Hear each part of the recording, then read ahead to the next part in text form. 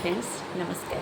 मु आज आपण मानक फॉरएवर एटिक्सी विषय रे किछि जानवा चाहूँगी। फॉरएवर एटिक्सी बाबद में मुझे जनइबी फॉरएवर एटिक्सी लाभ कौन।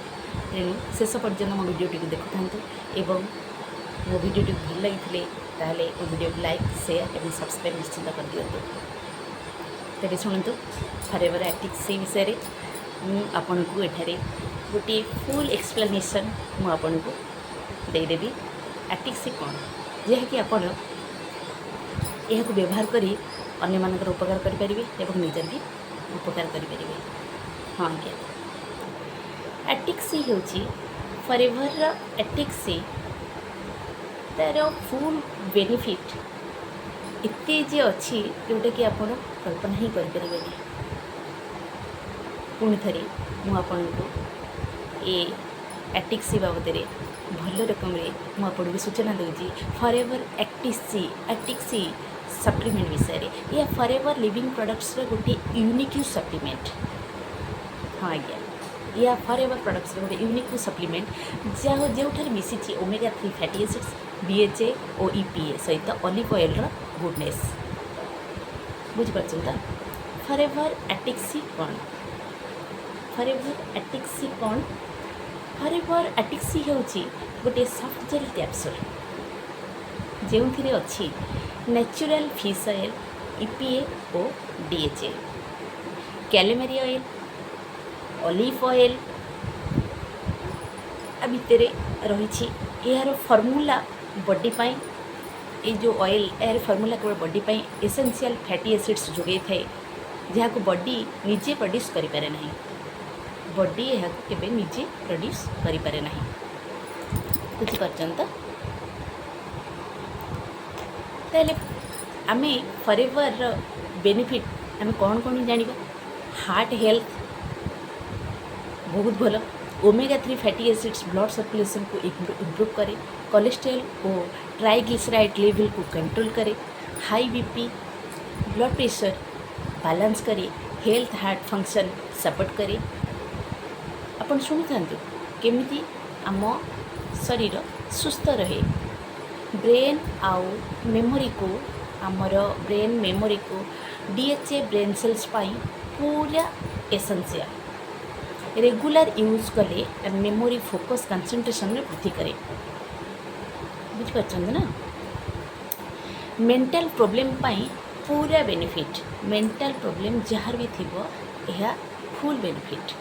आई हेल्थ DHA रेटिनार मेजर कंपोनेंट हूँ फॉरएवर एटिक्सी। विजन इम्प्रूव करे। ड्राई आई प्रॉब्लम कमाए। ओल्ड एज रे मैकुलर डिजेनरेशन रिस्क कमाए। ओल्ड एज आपण मानकर होते तार जना भी पड़ोनी। जॉइंट और फ्लेक्सिबिलिटी पाई बहुत भल। ओमेगा 3 इन्फ्लामेशन को कमाई जॉइंट पेन रे रिलीफ दिए। आर्थराइटिस पेशेंट्स पाई बेनिफिशियल। जॉइंट फ्लेक्सिबिलिटी इंक्रीज करे। बुझीचन तो। जॉइंट आम जो एंठू गंठी जमी जो जॉइंट फ्लेक्सिबिलिटी करे। वोमेन्स हेल्थ संपूर्ण भल। हार्मोनल बैलेंस करी थाए। केते यार बेनिफिट रही आज्ञा आपण मैंने कल्पना ही करें। पीरियड पेन और मूड स्विंग को कंट्रोल रखी थाए। प्रेगनेंसी और लैक्टेशन टाइम रे बेबी ब्रेन डेवलपमेंट पाई DHA इम्पोर्टेंट। हाँ आज्ञा आपण जानी भी पारे। इम्यूनिटी आउ स्किन पाई यह बहुत भल। इन्फ्लामेशन को कमाई इम्यूनिटी बूस्ट करे। स्किन हाइड्रेशन भल करी glowing skin they. Eczema psoriasis for skin problem पूरा हेल्पफुल। यही गोटे जिनिस मात्र फॉरएवर एटिक्सी। लंग्स आउ ब्रीथिंग पूरा एकदम स्ट्रॉन्ग।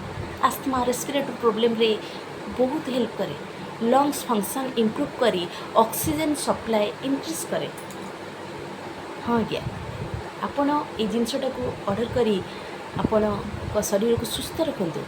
अरे डोसेज यूज आपण केमिति यार यूज करेंगे। Generally 2 to 3 soft gel capsule per day meal सहित आपण मिल पर तो गोटे गोटे डोज नहीं पारे। डॉक्टर को एडवाइस नेले भी आर बेस्ट भी रिजल्ट मिल किसी असुविधा नहीं एप्लिकेशन कौन kids under 6 years without doctors advice माने 6 वर्ष तल शिशु मान देवा उचित नुहे प्रेग्नेंट वोमेन मान को डॉक्टर कंसल्टेशन पर ही देवा उचित आमर जो मैंने नॉर्मल लोक रही समस्त भल केवल पिला आउ स्त्री लोक जो मैंने प्रेग्नेंट अच्छा से असुविधा हो पारे अरे मो सारांश कौन कहबी फॉरएवर एक्टिव सी केवल सप्लीमेंट नुहे ये heart brain I joined skin समस्त को हेल्थ रखिबारे एक प्रभावशाली प्रोडक्ट्स नियमित यूज कले लॉन्ग टर्म रे बॉडी फिट एक्टिव और एनर्जेटिक रहे आपण ये फॉरएवर एक्टिव से निश्चिंत भाव व्यवहार करूँ एवं सुस्थ रुहतु। रहुची नमस्कार।